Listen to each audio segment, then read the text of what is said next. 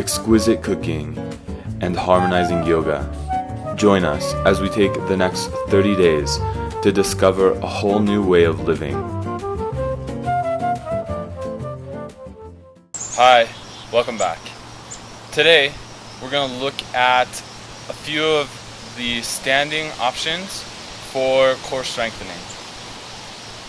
There are so many different varieties of postures that focus on developing the core, and these standing postures are a lot of fun to do.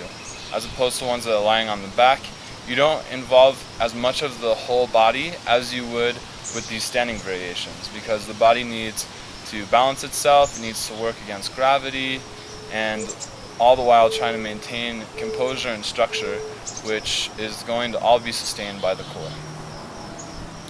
So the easiest thing we're going to do is the first couple postures.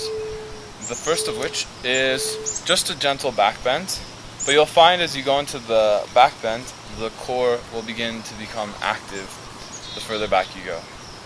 So just let the hands hang into the weight of gravity, and then exhale, tilt back, and as you tilt back, try to squeeze the core muscles, forming the definition of the abdominal muscles. Then inhale as you lift. A big focus here on this back bend is not just to fall back. That's going to put all the pressure and weight into the lower back. Instead, you want to lift and extend and then move back.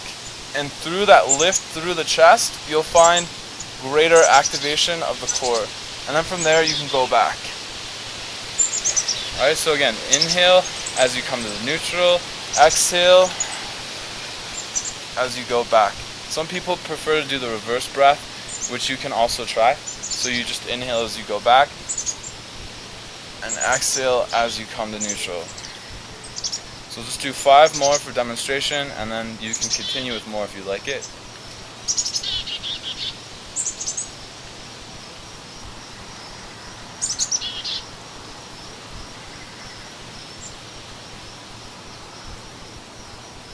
More intense, also I should mention, is to lift the arms as you arch back.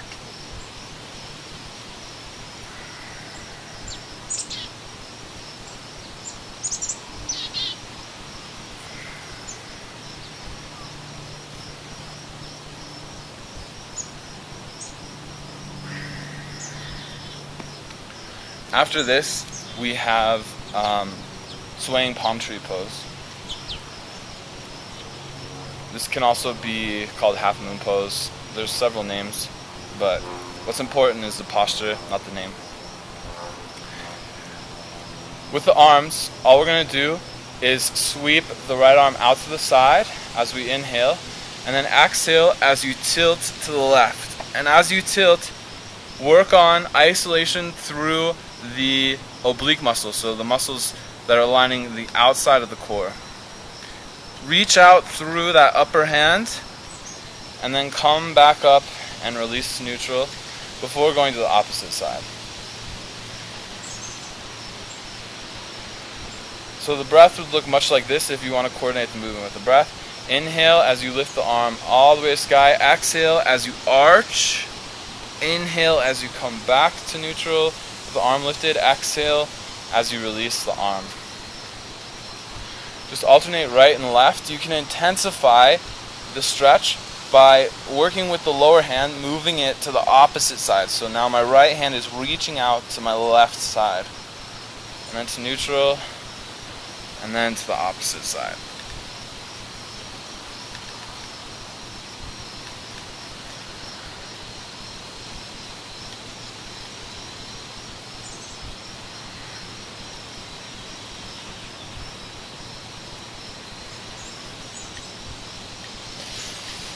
Next, we have a forward bend. With this, the feet are separated at approximately hips distance. The arms can either stay alongside the body, or you can reach them to the sky if you want to intensify the core activity. It's important to keep the hips over the ankles, so when you move forward, prevent the hips from going too far back. Try to keep them forward. That's going to give you more activation through the core. So again, if you want to coordinate the breath, it's going to be an exhalation as you go forward, and an inhalation as you come up.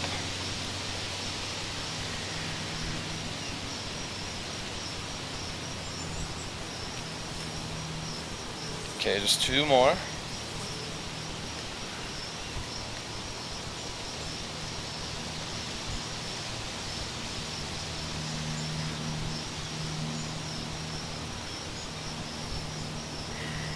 And then release. Next is the balancing posture. So balancing always requires some core activity. This one's going to be more so than most. So just keep the feet together. That's a good starting position. Then you're going to draw the knee in towards the chest, so right knee to chest. And then extend the leg out to the right while simultaneously reaching the left arm out to the left. And then come back to center, and then release. Same with the opposite side. You can coordinate this movement by inhaling, lifting the leg and the arm, exhaling, extending, inhaling, back to the lifted, centered position, exhale to release. We'll do a few more so that you can get a feel of the posture. And again, if you like it, just do more cycles. So 10, 15, 20, depending on your strength.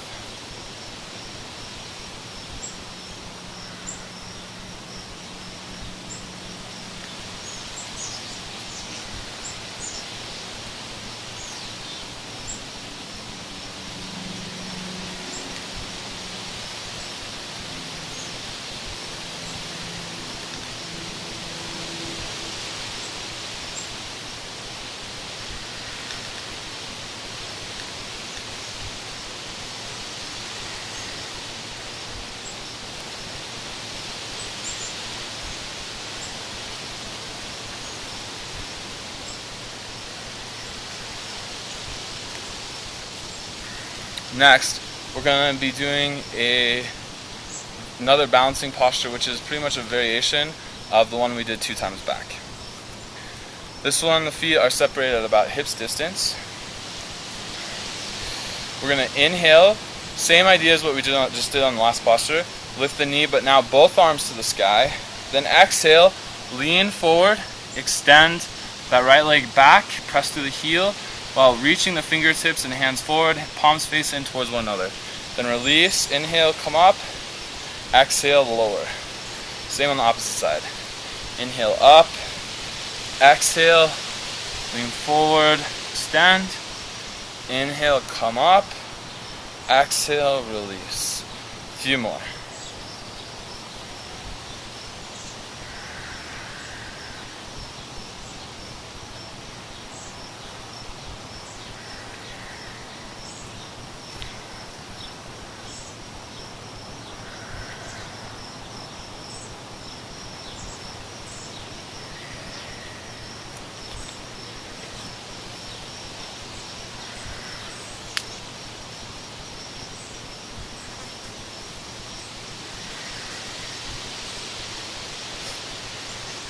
So now you have an idea of how that posture works.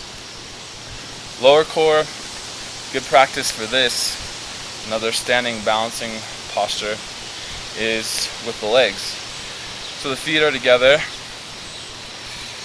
and all we're going to do is we're going to lift the leg forward and up, then out to the side without moving the whole pelvis. So just lifting and opening through the hip, back to center, and then release. So this is lower core plus thigh. So inhale, lift, exhale, out, inhale to center, exhale, release. Otherwise, you can just move, if you want to move a little bit quicker, you go inhale, up, out to the side, exhale, back to center, and then down. But it's always good to go slower. The slower you go, the more core isolation you're going to find, because you're not using momentum, you're using strength to create the movement. So there's just a few more for demonstration.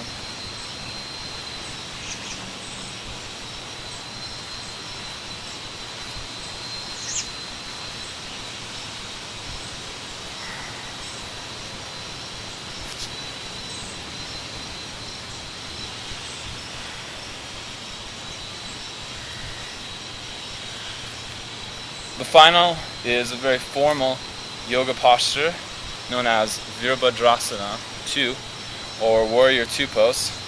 And the reason being is because we need to correctly adjust the pelvis within this posture, which involves the lengthening of the core and using the core muscles to maintain that length, which is going to prevent a deep lower back arch.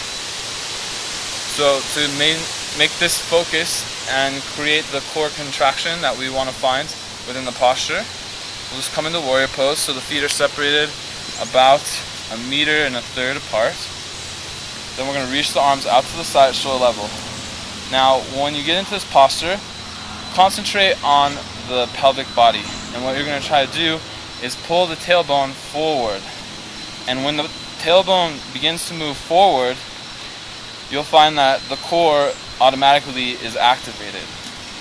So in warrior, length and extension through the core while trying to pull the tailbone forward, which will then give you the core contraction.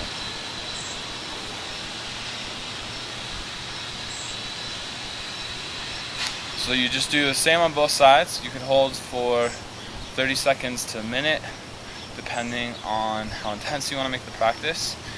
And there are just a few examples of how we can work within the core through a bunch of dynamic as well as static yoga postures. Thanks again for watching, and namaste.